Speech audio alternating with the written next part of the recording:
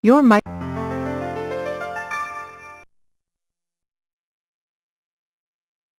Hi, everyone. This is Lori from NTI. It's a few minutes before 2 o'clock. I'm just running a quick test to see if you can hear my voice and therefore have working audio.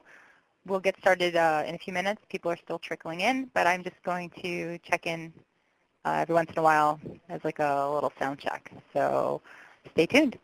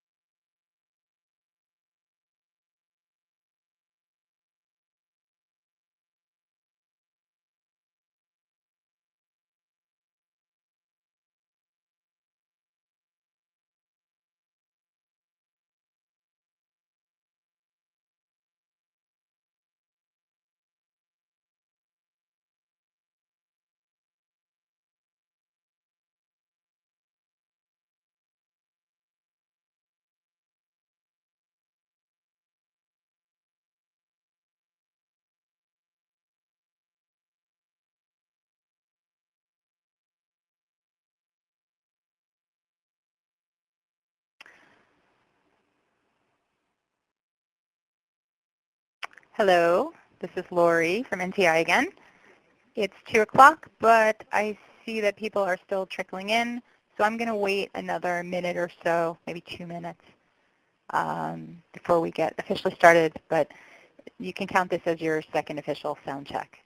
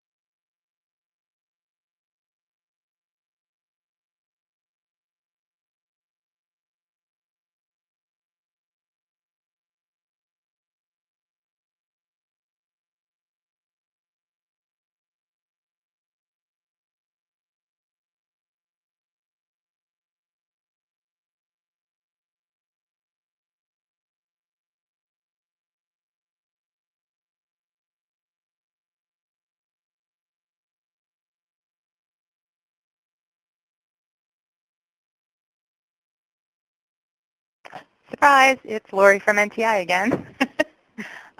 It's 3 minutes after 2, so I think we will get started. Hopefully Frank Doldo can hear my voice now. Frank? I'm speaking. I hope you can hear me. I hope everyone can hear me. So I would like to officially welcome everyone to today's webinar. On behalf of the National Transit Institute, I welcome you and thank everyone for participating. The National Transit Institute develops, promotes, and delivers training and education programs for the public transit industry in the United States. Today's webinar is based on NCHRP 20-65 Task 69, Consolidation of Rural Transit Systems. We are pleased to have as our presenter today, Patty Monahan of Monahan Mobility Consulting, LLC. Additional support is being provided by Beverly Bowen. The session will consist of Patty presenting her material, followed by a question and answer session at the end. Everyone can participate in the discussion by using the chat pod located in the lower left-hand corner of your screen. Some people have already found it. Take a look down there if you have not. During the presentation, I will be monitoring the chat, and although I can't answer your questions, I will save them for the end, and I will moderate them to Patty, who will hopefully be able to answer them. If you haven't already printed out a copy of the presentation, we sent out a couple emails. The links were there. You can also click on the links in the handouts in the upper left corner of the screen. There's the handouts, there's the guidebook, and I think that other one is the full report. You can also copy and paste the links in the notes section there. They're not clickable, so you're going to have to do a copy and a paste into your browser, and that would be for the handouts only. I guess that's it. Hopefully everyone is ready to go, and I will now turn the presentation over to Patty. Patty? Lori, can you hear me? I can hear you. Okay, I see a box on my screen that asks me how I'd like to join the audio conference, and everything else is grayed out. Don't just hit listen only, and then you're talking. The phone's connected, so we're good. I think everyone can hear us. Okay, great. Thank you very much for that introduction, Lori, and good afternoon, everybody. Especially good afternoon to those of you who joined us a few weeks ago and came back for the rescheduled date. We really appreciate that.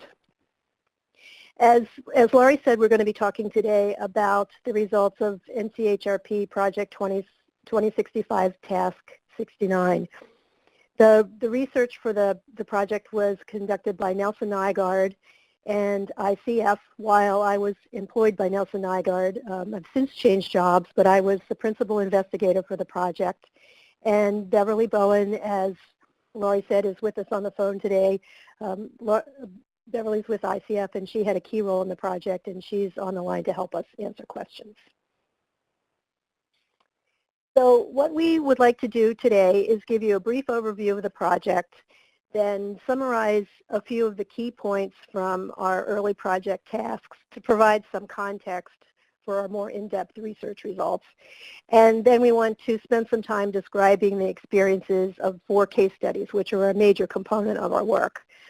And we'll stop at the end and take questions, but there's also a natural break point almost midway through the presentation. So if it's all right with Laurie, we'll stop there and take questions as well.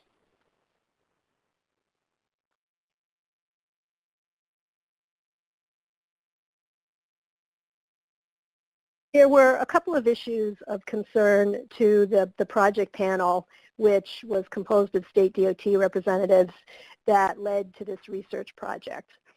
The first was that, as I think we all know, rural public transportation today faces resource constraints for various reasons, and that can limit the potential for expanding into unserved areas or creating new rural transit systems to address identified needs.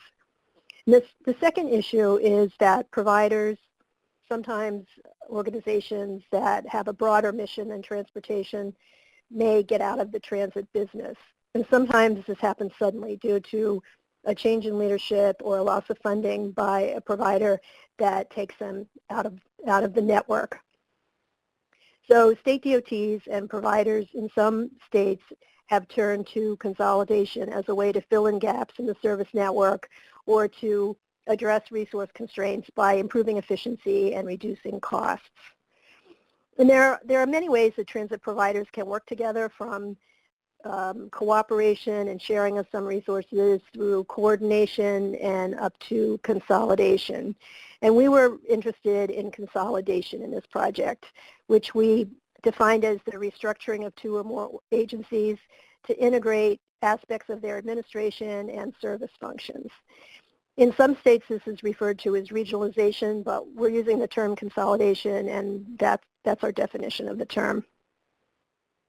We had a few objectives when we started out. The first was to frame the research by doing a literature review and analyzing some data to look at the makeup of rural transit systems both today and over time, and conducting a survey of DOT staffs to find out what their efforts in the area of consolidation were. The next objective was to study specific consolidation efforts, and we did this by conducting case studies where we talked to rural public transit providers and their state DOTs. And the final objective was to develop a guidebook that would be helpful to both DOTs and providers by highlighting some of the best practices and lessons learned that came out of the case studies. We also prepared a companion research report.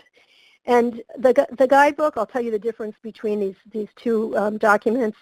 The guidebook is a quicker read. It focuses on the highlights of the research and really gets into detail on the case study experiences. And it's aimed at both providers and state DOTs who might be involved in a consolidation or considering that in their community. And we tried to make it easy to use, so there are lots of lists and call-out boxes, and the information is organized by topic. So if you have a question on a specific area, we tried to make it easy to find what you're looking for. There are lists of consolidated systems by state that we identified, but we didn't do case studies of. There's some links to example consolidation studies and a really helpful consolidation checklist that was shared with us by one of our case study sites. So it's meant to be real practical guidance.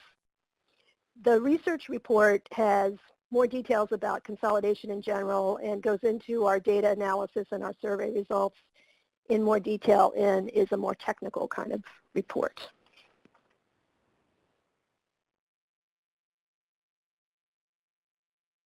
So now I'd like to go over some of the big picture findings from the early tasks, the data analysis, the literature review, and the DOT survey before getting into the case studies.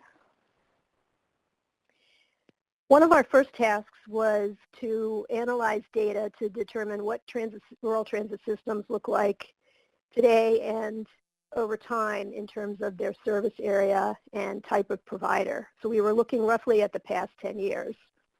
And the project panel asked us specifically to look at that question, but we were also thinking that changes might possibly indicate consolidation in some states, which we would then explore further.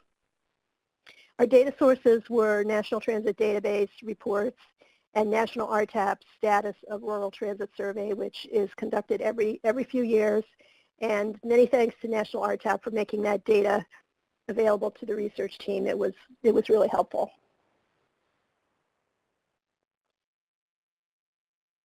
Today, based on the responses to National RTAP's 2016 survey, which had over 600 responses, or about 43% of the 5311 subrecipients in 2015, single county systems predominate, making up 44% of the respondents to the survey. Multi-county systems were the second largest group, making up 34%. And partial county systems, which served either a municipality or several municipalities, made up 18%. And providers serving tribal reservations made up 4%. Again, these are responses to the 2016 National RTAP survey. Looking at the types of providers, in overall, 3/4 of the providers that responded to the survey in 2016 were either nonprofit organizations, county governments, or local governments. And looking more specifically at the providers of systems that serve more than one county, 34% of them were nonprofit organizations, 18% county governments, 15% transit authorities, and 13% community action agencies, which was one of the possible answers to the RTAP survey. So we looked at service areas and types of providers today, and then we looked at what had happened over time. So this graph is based on NTD data from 2007 to 2014, and it shows the number of counties in the country that receive service from 5311 funded providers. And you can see that between 2007 and 2009 there was a dip, and then there was a fairly significant increase between 2009 and 2010, and then there was a little increase every year, so that in 2014 about 80% of the counties in the country were receiving 5311 funded service. We also looked at National RTAP survey data to look at this question, and between roughly the same period, 2007 to 2016, respondents that said they served a partial county area decreased from 33% to 18% of respondents. Single county systems started out at about 43% and dipped a little and went up to 44% by 2016. Multi-county systems started at 23% and rose to 34% by the end of this period.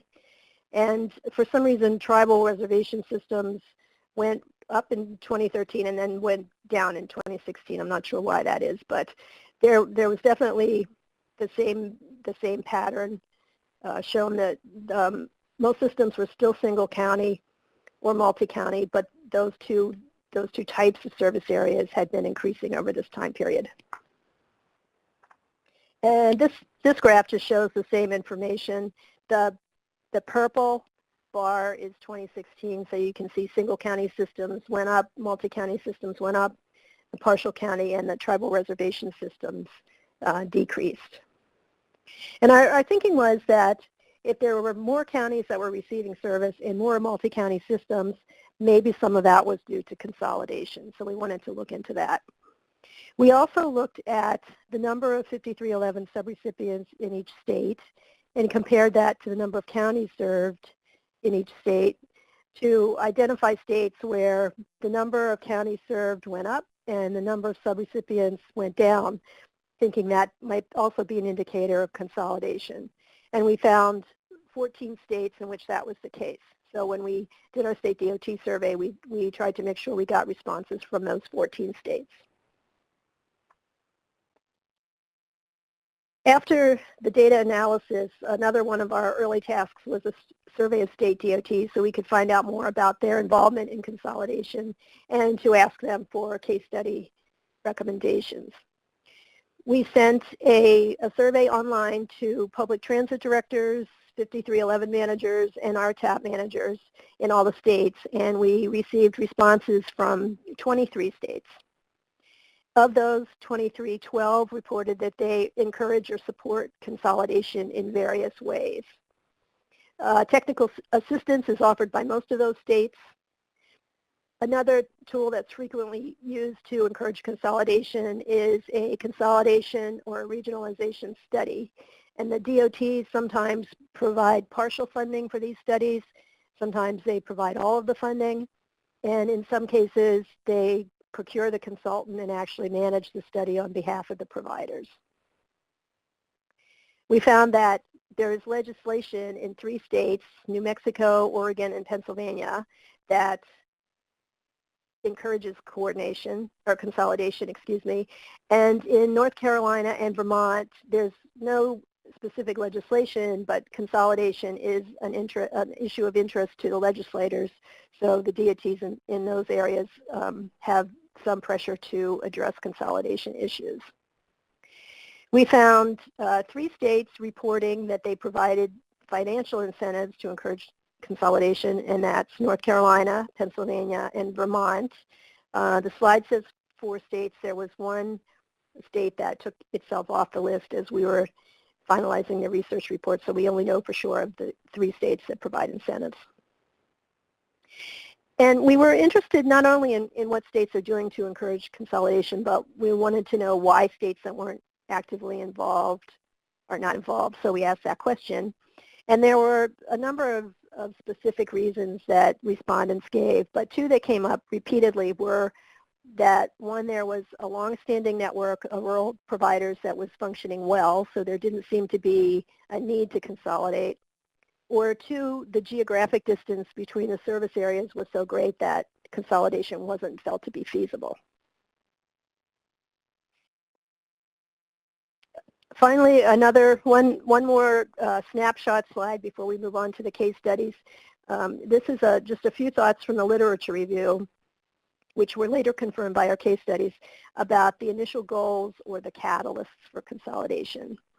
And the first is to reduce operating costs, either by eliminating duplicate services or duplicate administrative and management functions, and or improving operational efficiency.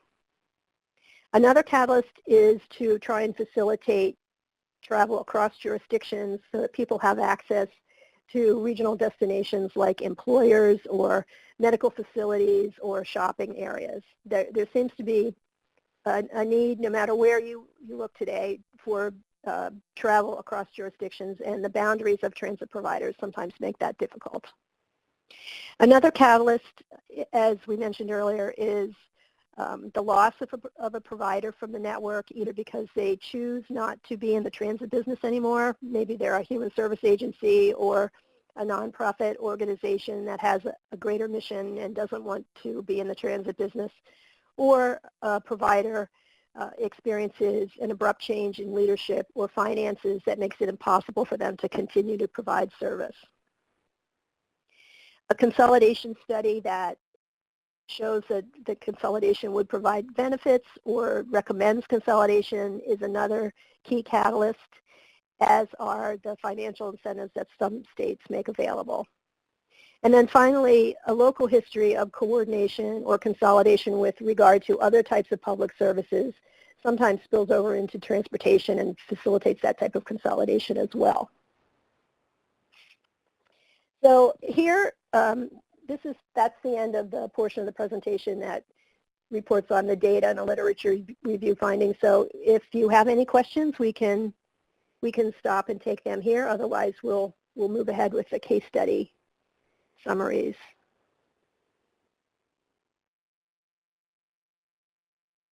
Laurie, do we have any questions? No, most of the chatting in the chat box has been either to me or mostly to me, actually. Wait, there's typing now, though, so let's see if they do have questions. We'll just wait a second. Okay. Everyone bear with us.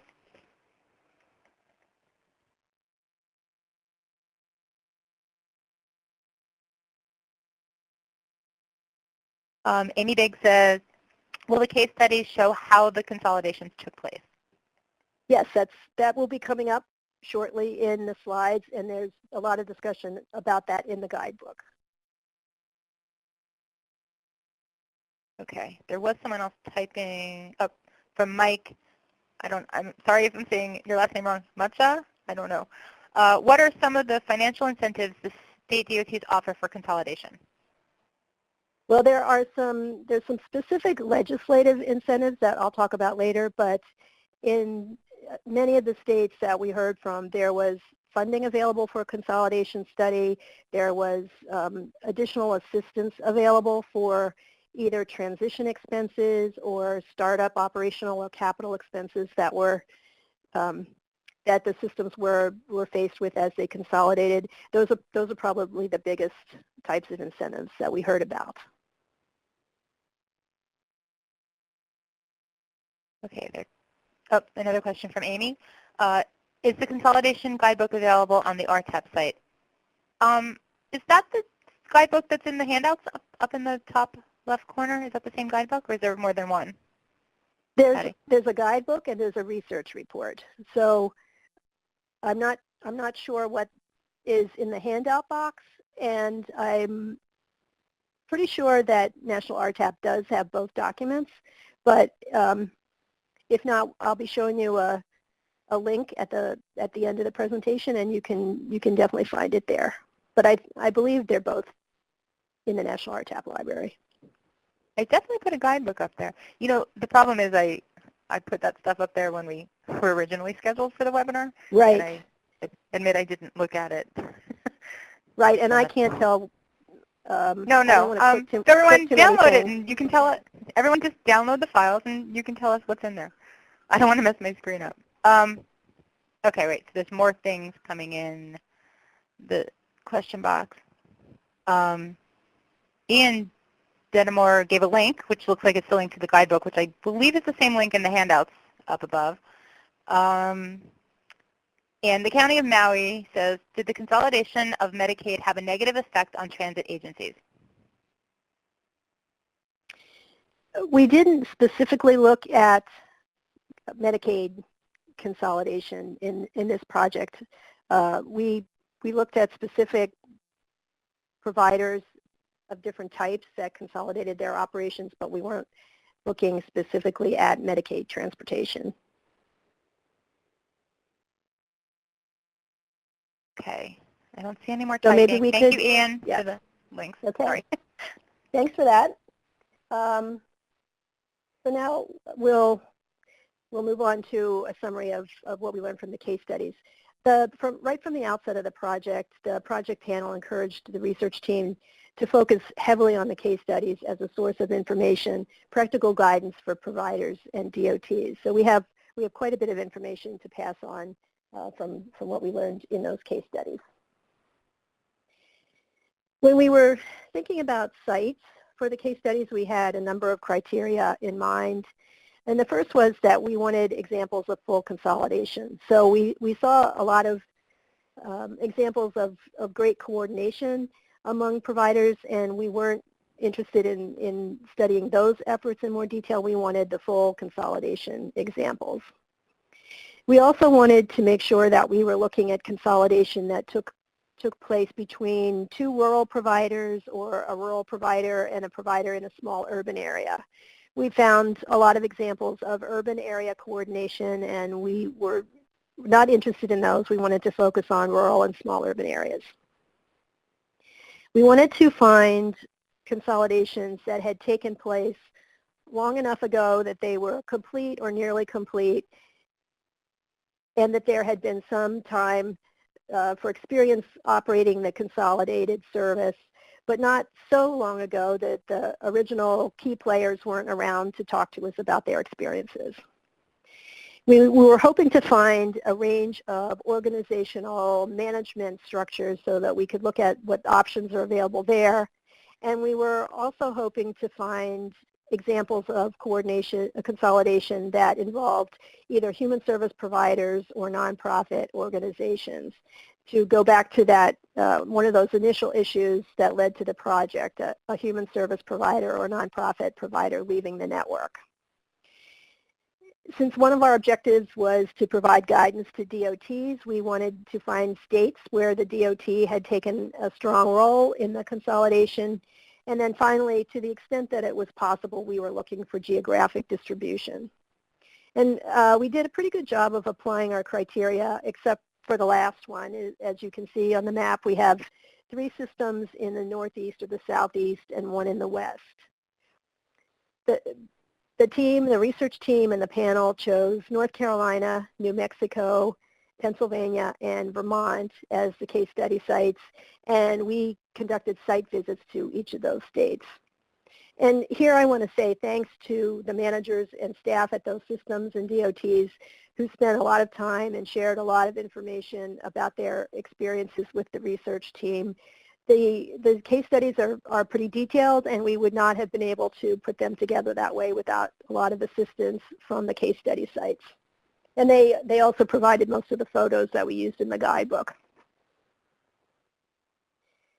Now I'm going to give you a couple of facts and figures about each of the consolidated systems, just so you know a little bit more about them before we start talking about process and benefits and challenges.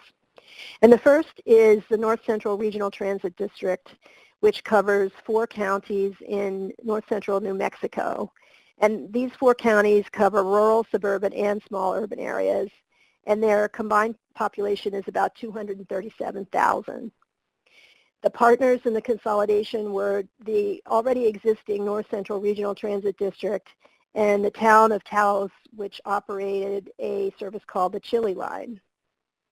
The combined system operates about 274,000 trips annually. Many different types of services are provided, and the consolidation was official in July of 2015.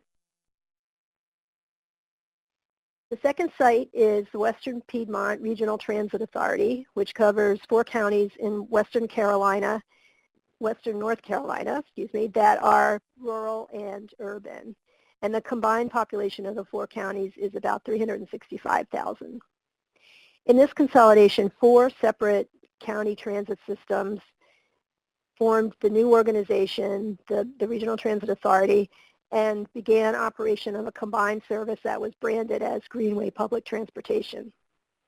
The system provides about 227,000 annual trips, and this was our oldest example of consolidation. It was official in July of 2008.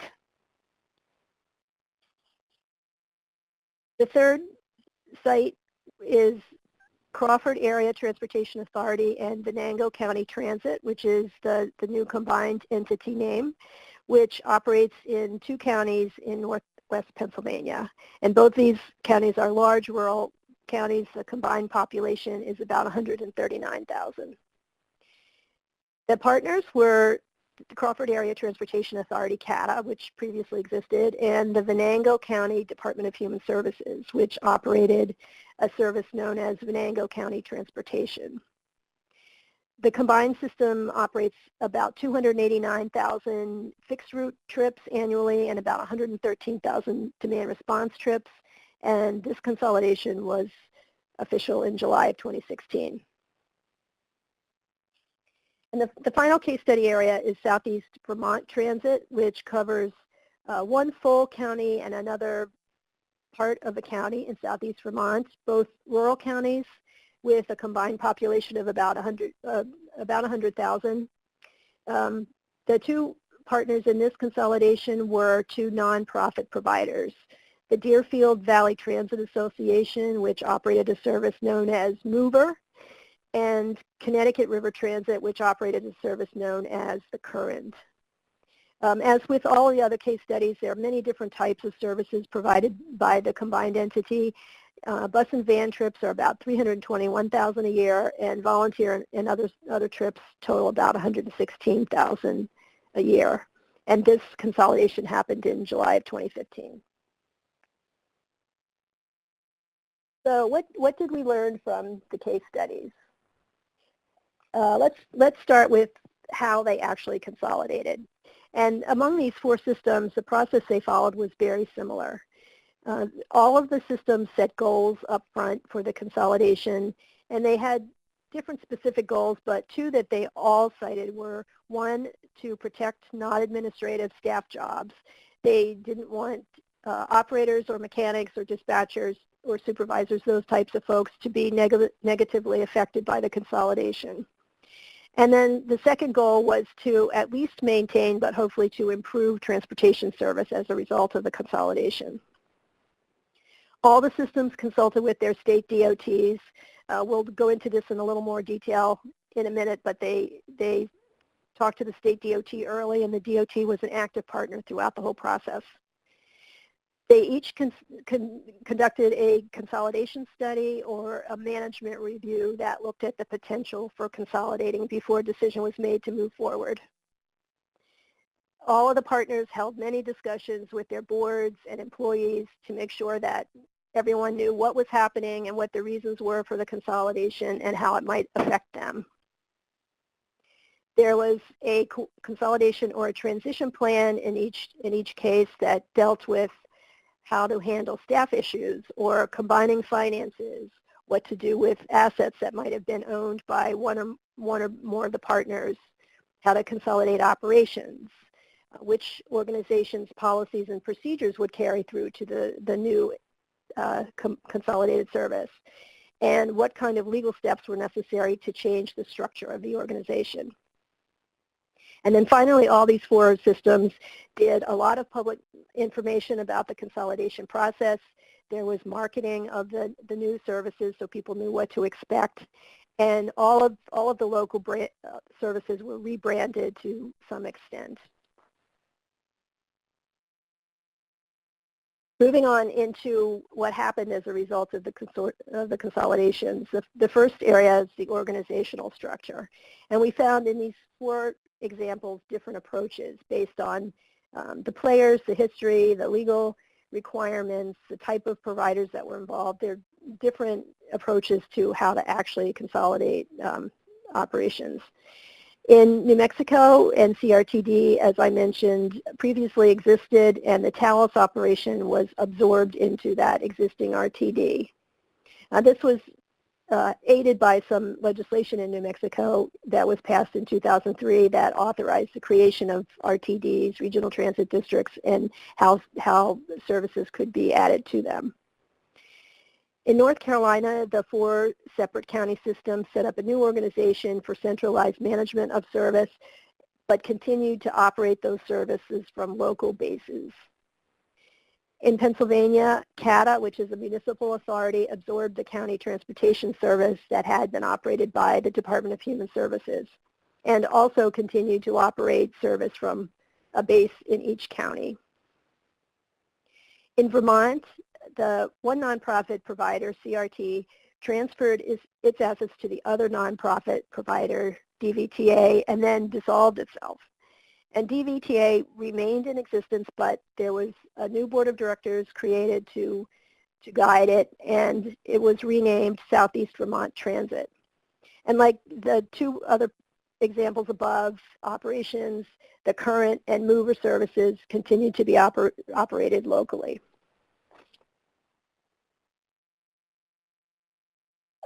We asked about the benefits that were achieved from the consolidation, and each case study site realized important benefits, and they talked to us about those, but there were 2 that they all experienced. And the first was that original staff were retained. That was, as we said before, that was one of the original goals in each of these case studies, to protect the operating staff. And while there was some natural attrition that would have happened without the consolidation and some voluntary departures, there were no layoffs. So the operators and mechanics and supervisors and dispatchers who wanted to stay with the system were able to do so. And the second benefit that was across all case studies was access to more resources as a result of the consolidation, either because there was the creation of a bigger organization that was able to attract staff that had special skills or offer more of a career path to the transit folks, and or because the consolidation offered a chance to look at the technology systems that were in place and bring everybody up to the same level, which meant upgrades for everyone. So some of the specific benefits that we heard about by case study site included the following. In New Mexico, the town of Taos, who turned operation of its Chile line over to the RTD, saved about $200,000 a year by that action. Fixed route service was expanded for all users of NCRTD service, but particularly for those Taos residents who had access to a much more limited service before the consolidation. Regional connections were improved, and by all accounts, the reliability and the quality of the service overall improved as a result of the consolidation. In North Carolina, finances and ridership were stabilized. This was a primary initial concern of the 4 counties who were facing challenges in both the ridership and financial areas, and over time that goal was achieved. And some recent analysis indicates that the operating costs of the consolidated system are lower today than they would have been if there were no consolidation.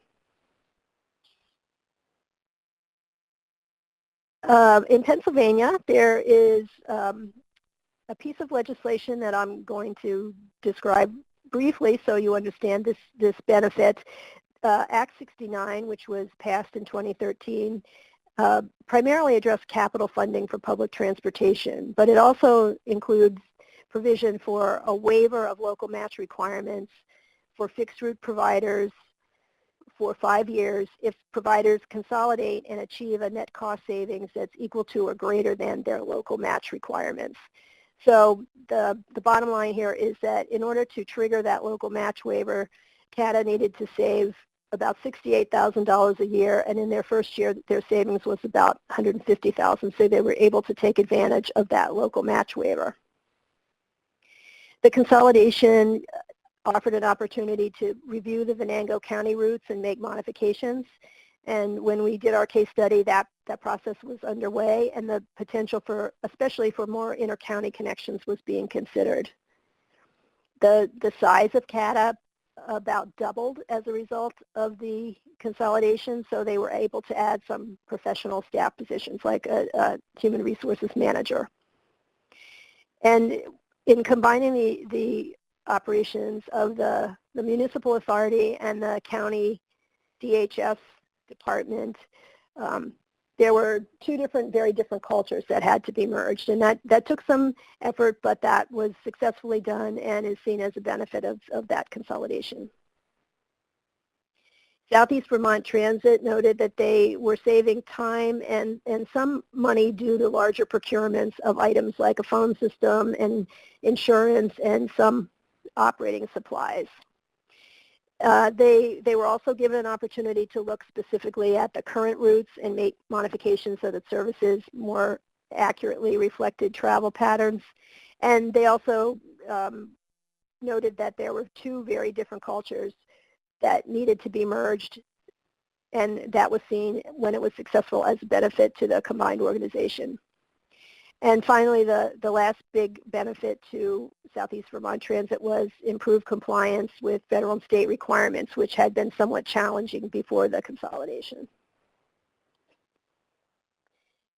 Speaking of challenges, the systems told us about obstacles that they faced, and this is just a summary. There's more detail, more challenges discussed in the guidebook, but one challenge that came up several times was a concern over loss of local control of services on the part of the organization that was either turning over its service or being absorbed into the other organization. And this required a lot of meetings, a lot of discussion to develop trust among the partners and to build credibility for the consolidation process and what it was trying to achieve.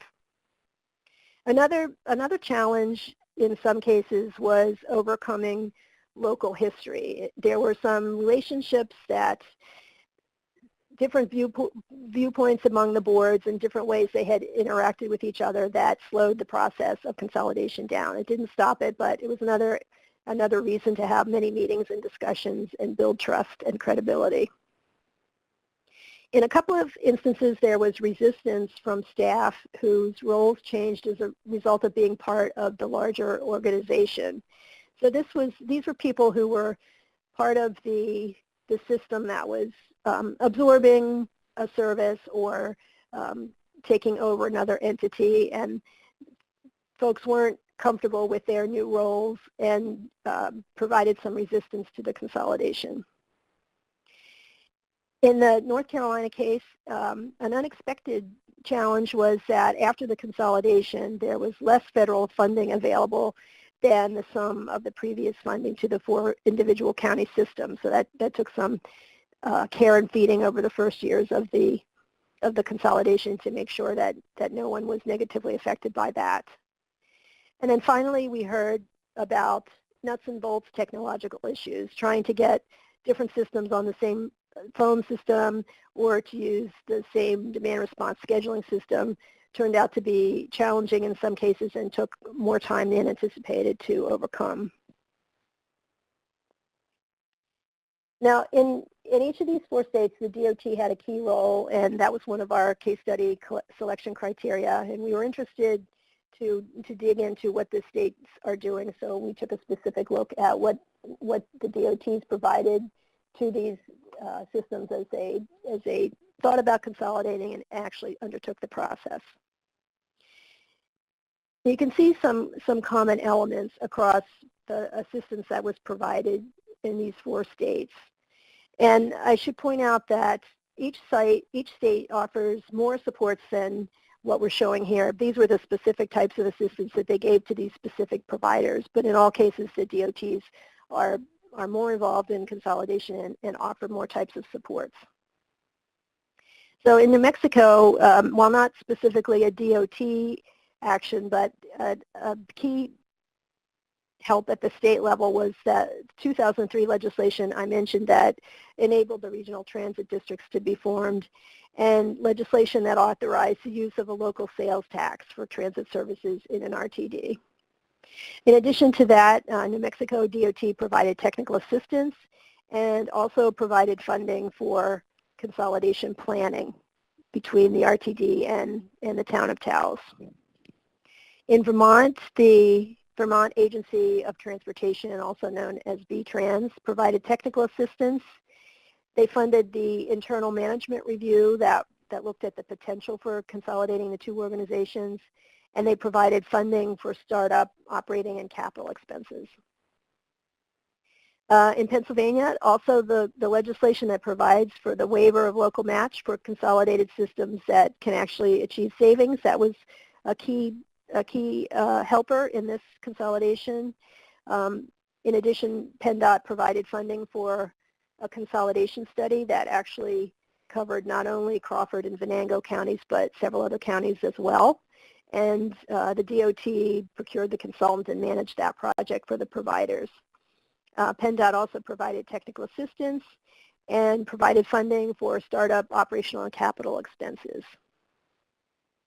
North Carolina DOT has funded at least one statewide regionalization study. They provided technical assistance to the Western Piedmont RTA systems, and they also provided funding for transition and capital expenses.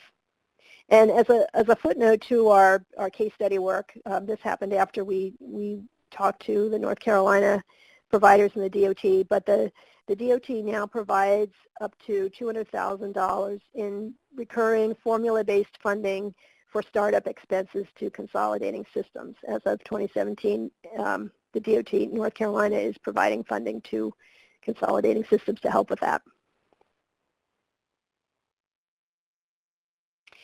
And we talked to the DOT managers as well as transit providers when we did our case study work, and we asked about benefits from their perspective. What did they see as the benefits of consolidating these services? And we found a number.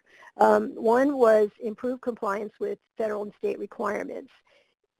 Due to the fact that some of these organizations expanded, they were more able to hire specialized staff or more staff who could deal with requirements and monitor compliance at the local level. A benefit to state DOTs that they expect to see over time is decreased time spent overseeing 5311 subrecipients. And this benefit didn't happen immediately because during the consolidation process, the DOT staff was providing technical assistance. They were administering grants for planning or transition expenses or capital purchases that required time. So up front, they didn't see a big reduction in their time. But as the number of 5311 subrecipients goes down and the compliance at the local level goes up, the DOTs expect to spend less time overseeing the 5311 providers. Service improvements were seen as a benefit to the state as a whole, not just to the local communities, as were reduced operating costs. That was seen as a benefit statewide. And finally, in all of these 4 states, there was either legislation or a legislative interest in consolidation, and being able to point to positive examples of consolidation helped the DOTs respond to those legislative priorities. Our last bit of information here is some lessons learned, and we have 2 slides worth of lessons, but there are many more in the guidebook. We heard a lot of advice from both the providers and the DOTs about what they learned through the consolidation process and advice they would offer to others who are thinking about a consolidation or maybe involved in it. So this is just some highlights. But the first lesson is that a consolidation study is a useful starting point. And this can be either a formal consultant study or it can be an internal review by a knowledgeable individual looking at how how services are delivered, how organizations function, and looking at the potential for consolidating them and the potential impacts. As in any kind of coordination effort, buy-in from local stakeholders is essential in a consolidation, and if there's a local champion that can stay involved and move efforts forward if they get stalled or if there's some resistance, that's even better. State DOT support is critical. We saw in the discussion of our case studies how valuable the DOTs were as partners to these transit providers. So if there's a consolidation effort that is underway or being considered anywhere, a conversation with the DOT should happen up front, and they should be involved in the process throughout. There are a couple of common approaches that we saw across the case studies. One was to continue to operate service from local hubs, especially with large service areas, large rural service areas. It makes more sense operationally to continue to have a local base rather than try and centralize things. But we saw that the local service branding was maintained. In 3 out of the 4 case studies, there was a continuation of the local service name and logo, tying it into the consolidated system, but maintaining that brand that people were familiar with and had supported either with ridership or political support or funding support. So in the New Mexico example, there was a cross-branding between NCRTD and the Chili line. In Pennsylvania, the CATA vehicles that operated in Venango County say Venango County Transit, which is the new system name for that county service, but the vehicles also say powered by CATA to tie it into the regional effort. And in Vermont, the reverse happens, and the vehicles say mover or current, and the logos are still in place, but it says a division of Southeast Vermont Transit. So there's a little bit of rebranding to take advantage of the consolidated system, but the link to the local service is still there. Another lesson is that consolidation can take longer than anticipated. And if you look at the time that elapsed between the decision to consolidate or the preparation of the transition or the consolidation plan, the time frame in these 4 examples is about a year, maybe a little less, maybe a little more, but it's about a year, which to me seems pretty quick. But in all cases, the conversations had begun several years earlier. The consolidation studies had been done earlier in most of the examples. Maybe there were 2 consolidation studies. So the whole process took several years, but the actual implementation of the consolidation plan took a year, roughly. In each of these states, the DOTs were pretty direct that decisions about whether to consolidate and how to approach it are local decisions, and they're best made at that level. None of these state DOTs instructed the providers to consolidate. They provided whatever help they could. They encouraged it, but they didn't require it or direct the providers to consolidate. And I think there was one instance in which the state DOT had a concern about some issues and said, you really should consider this seriously, but the decision was still left up to the local entities. A few more lessons. Communication and transparency are necessary. There were many efforts to talk not only among the partners, but also talking to staff, talking to stakeholders and the public, so that everyone was fully aware of what was being considered and how the consolidation would happen and what the effects were expected to be. We saw a couple of examples of how merging cultures can be difficult, but can generate benefits. Each partner brings a different type or level of experience to the table, and if that's embraced by the consolidated entity and people are cross-trained and there's team building, then everyone benefits from that greater experience, and the organization as a whole is stronger, and the individual staff members can benefit from that.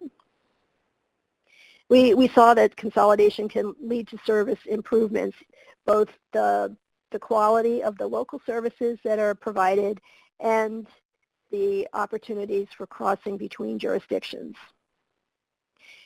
We found that cost savings are possible. They may be lower than anticipated, especially in the short term, because in a couple of our case study examples, new administrative positions needed to be added, either because the organization grew to the point that a new person was necessary, or because one of the partners had been underinvested in staff and sometimes equipment and vehicles, and needed to be brought up to the level of the other organization. And then finally, we saw that technology systems were upgraded across all these case study sites, and that is a benefit, but it does require a capital investment. And we saw that 3 of the 4 state DOTs, I believe, were involved in providing additional funding so those capital purchases could take place. So that is a look at some of the highlights from our research. I hope we've piqued your interest enough to take a look at the guidebook or the research report. We're going to take some questions now, and I'll put the links up to those resources if you haven't already gotten the information from the handout box or some of the answers in the chat box. I'm going to read the questions that came in already, and then we'll tackle any new ones that come in. So way back on around slide 18, I don't know if you want to back up or do you want me to just ask the question? If I can remember how you told me to back up. Oh, I mean, I can, well, if they're not numbered, though, I'm going to have, it may just be quicker to click. The outline. Let me ask you the question, and then we'll see if you need to. The question was from Mitchell Elliott. It says, doesn't FTA restrict consolidation from rural and urban areas based on funding? I'm not sure. I'm not sure I understand your question. We were looking at 5311 providers, so we didn't have any examples of 5307 systems consolidating with 5311 systems. All of our systems were 5311 subrecipients, I believe. Okay, if Mitchell is still out there and wants to clarify or ask a follow-up, please go ahead. Around the same slide, there's a question from Kyle Laird. It looks like it's a couple of parts. The first part is, what about commuter services which bring in folks from the rural counties into the urban counties and consolidation efforts with rural providers? For example, the commuter services helping the rural areas, it's hard to say that, with their cross-county connectors or trips into medical centers from the rural counties. And then he clarified saying, I suppose I mean coordination more so than consolidation. The idea is for the commuter service to take the longer fixed routes or flex routes that the rural systems are providing, and looking to find examples of this that you may have come across. I know that's a lot. Yes. In our New Mexico example, and I'm going to refer you to the guidebook for more information because this was not one of the case studies I did myself, but I believe that the route, let me back up. The consolidation first started because the regional provider was operating a route that went to Taos, and Taos was operating a route, the Chile line, that went to a specific destination that was headed towards the regional, the center of the regional area. And the first thing they did was swap those routes so that the Taos Chile line was doing more local service and the regional provider was doing the more long distance route. And that worked out well, so then they decided to just consolidate and have the RTD do all of the service. So that might be an example of the kind of consolidation you're looking for, where there's a regional service and a more local service. I'm not sure that was helpful, but hopefully we'll get feedback and we'll know. Okay. Oh, Kyle says that was perfect, and thanks. Okay. let's see, around slide 26, Michael Grovak asked, how important was the role of the system general managers? My experience with larger rural systems in general is that successful systems consistently have outstanding management, quote, at the top. And that is true, and we found that. And in some cases, that helped to determine which system took over the other one. I don't want to get too specific, but there was at least one example where there had been much turnover at a system, and the general managers changed frequently, and then there was a period without a general manager, and that led to some concerns on the part of the state DOT with finances and compliance, and that was one of the major catalysts for the consolidation. And the opposite was true at the other organization, very strong leadership. One thing that system did was to hire a general manager who had knowledge of the other system, was known to people locally, and that really helped build trust and credibility for the consolidation. And I think I just lost my train of thought. It happens. Yep, no, that's gone.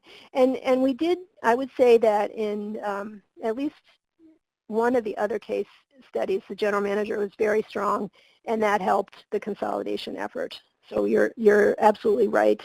The leadership has a lot to do with whether the consolidation happens and how it happens and which system is the lead entity in the consolidation. Great.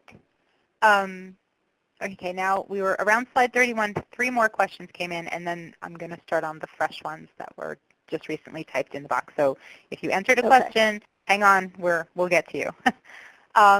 So slide 31, Jake Knight said, how many of the systems you reviewed had funding partners that were universities or other institutes of higher ed? How many communities had a large university presence?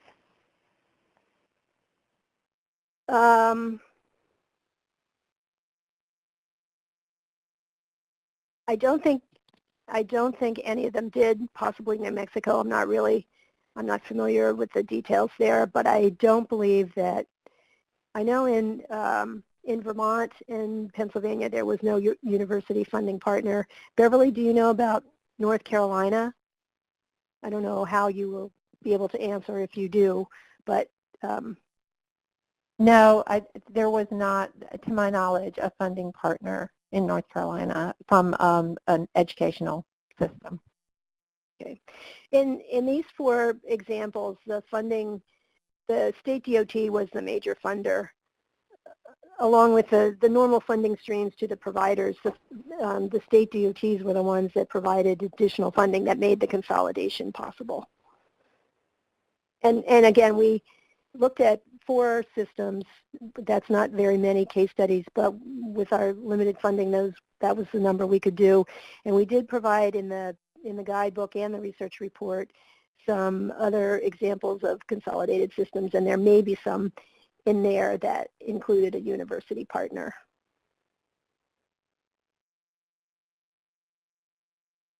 Okay, hopefully that answered Jake's question.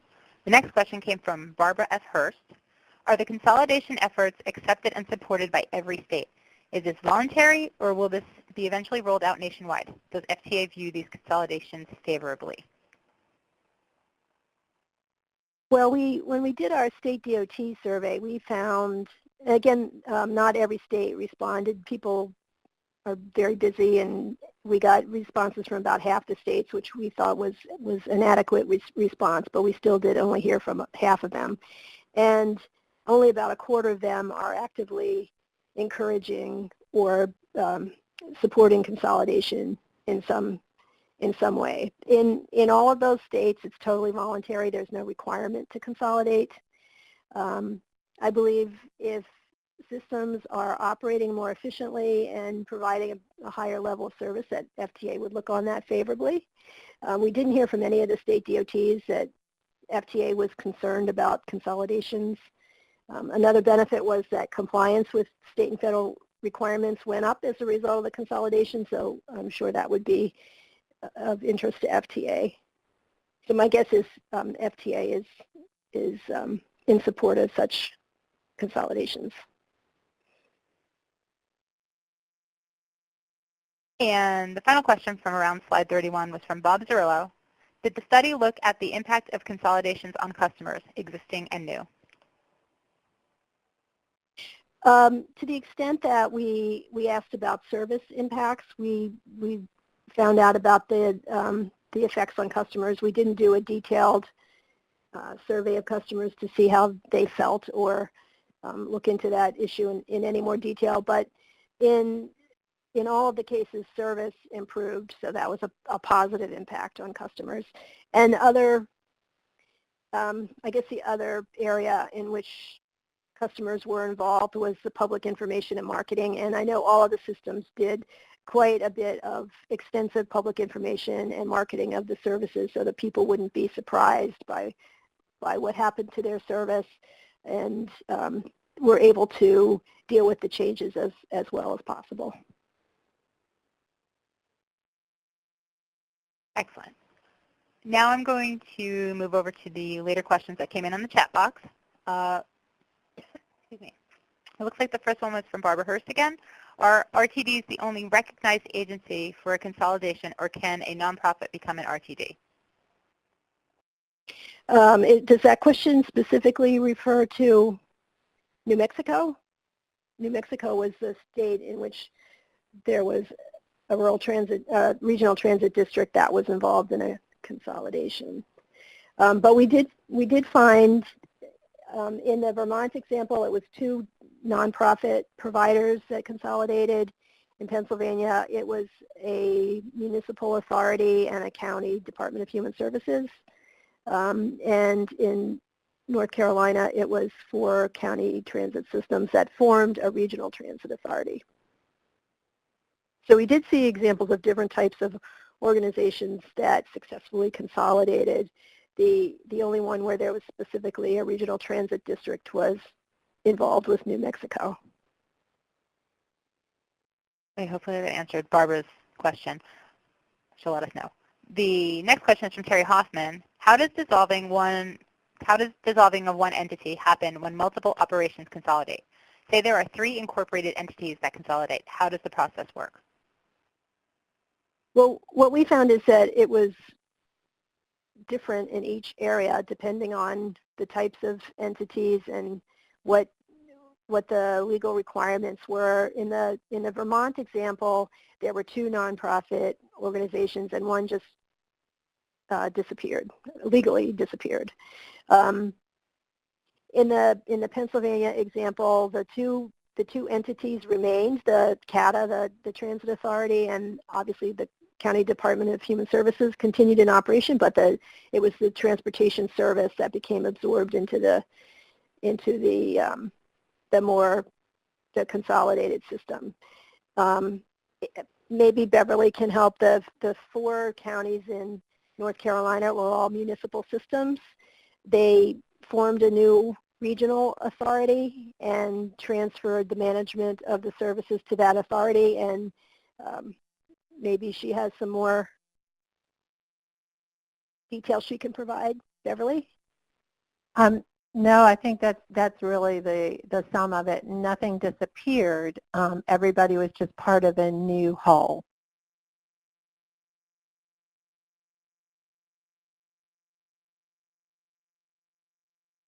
Okay. The next question was also from Barbara Hurst. Can you provide direction for access to funding to complete a consolidation study?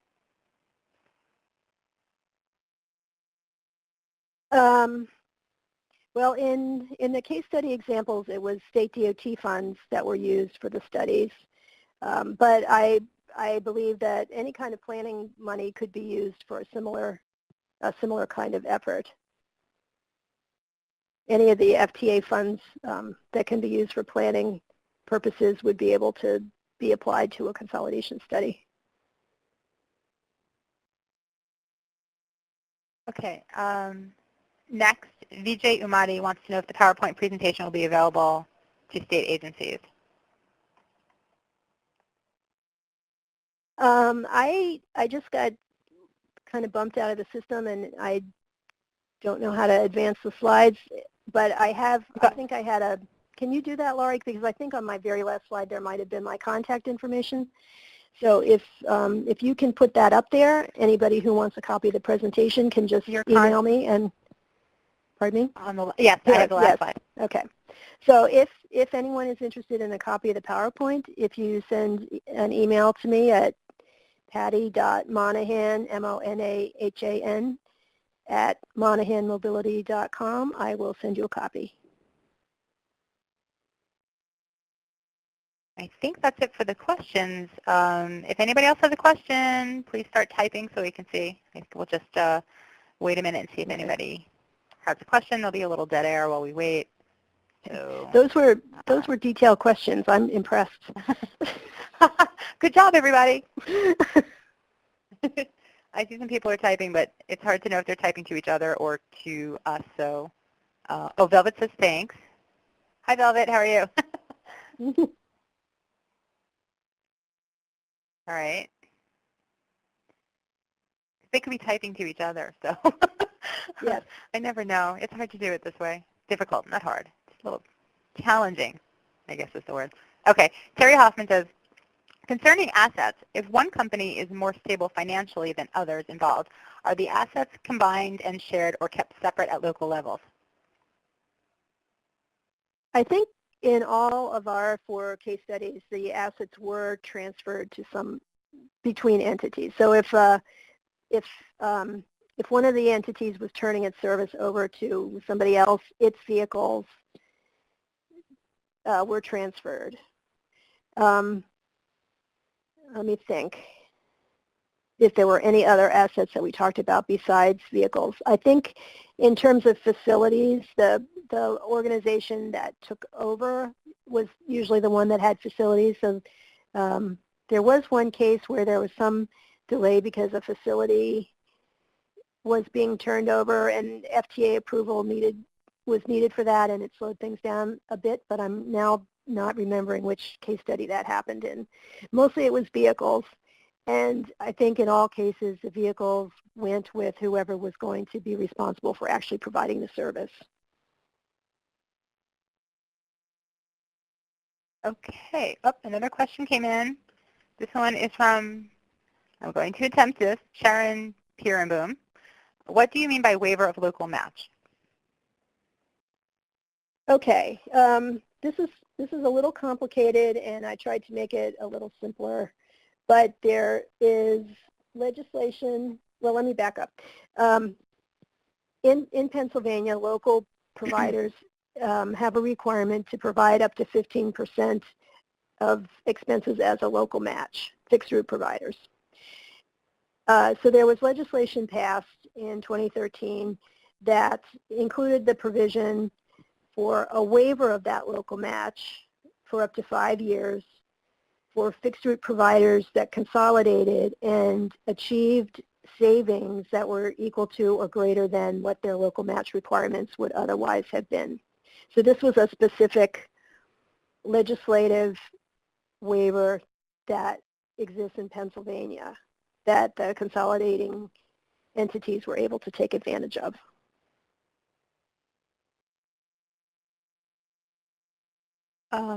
Barbara said, is that legislation specific to Pennsylvania only?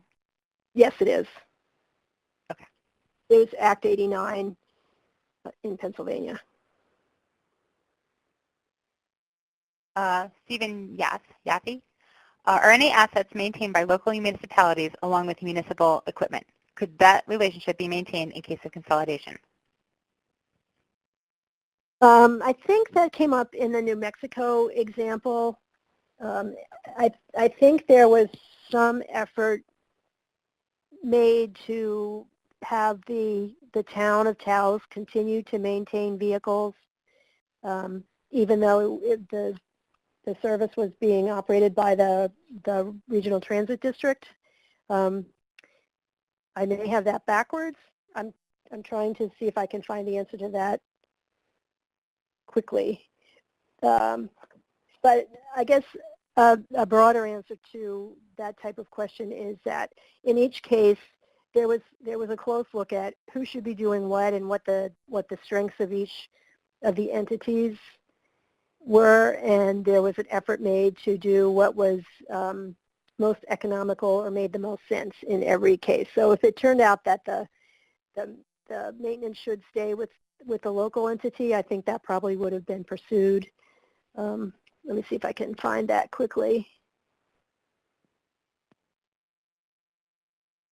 I know maintenance came up in the New Mexico case study, so if you're interested and you don't mind taking a peek at the guidebook, I think you'll probably find the answer to your question.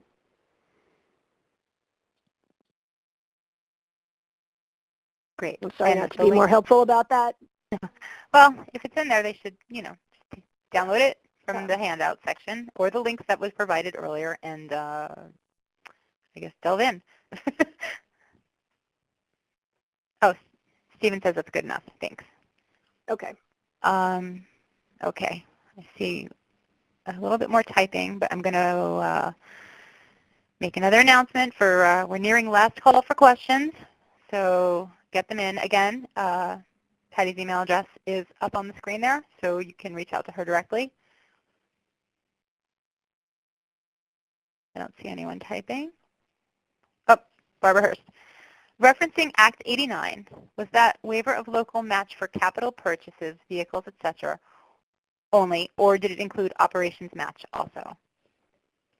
It was operations match. The main thrust of Act 89 was to provide capital funding for public transportation, but it also included this waiver provision. So you know how legislation gets passed and things get added to it that may not have anything to do with the main point of the legislation, and I think that was what happened here. There were a number of things addressed, even though the main purpose of Act 89 was to provide capital funding. So the waiver did not only apply to capital purchases.